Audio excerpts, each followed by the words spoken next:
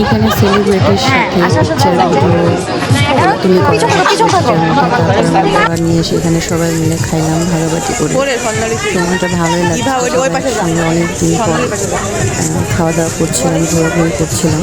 তারপর আমার বোন একটু অসুস্থ ছিল, সেই জন্য মনটা একটু খারাপ ছিল, প্রপারভাবে আমরা আনন্দ করতে পারিনি। ইনশাল্লাহ ভালো হয়ে গেলে নেক্সট টাইম যখন আমরা আবার করবো তখন মজাটা আরও বেশি হবে। এখানে সাধুদের জন্য খুব যত্ন সহকারে সেবা রান্না করা হচ্ছিল।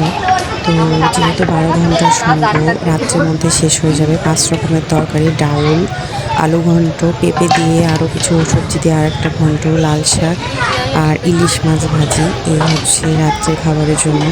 সাথে লাস্টে দই সহ ছিল। তো গান শেষে রাত 2টার সময় সেবার ব্যবস্থা করা হয়েছিল। দেখেন কত পরিপাটিভাবে এতজন সাধু সবাই বসে আছে। প্রত্যেকটা খাবার সবাইকে পরিবেশন করার পরে বড় সাধুর কাছ থেকে পারমিশন পাওয়ার পর তারপরে সেবা নেওয়া শুরু করা যাবে। তার আগে কেউ হাতও দিতে পারবে না। আবার কারো তাড়াতাড়ি খাওয়া হয়ে গেলেও বড় সাধুর পারমিশন পাওয়ার আগে কেউ উঠে চলে যেতে পারবে না। কত সুন্দর নিয়মতান্ত্রিক একটা ব্যাপার। এখানে কোনো উল্টাপাল্টা কিংবা চিল্লাচিল্লি, কোনো মারামারি, কোনো কিছু নাই।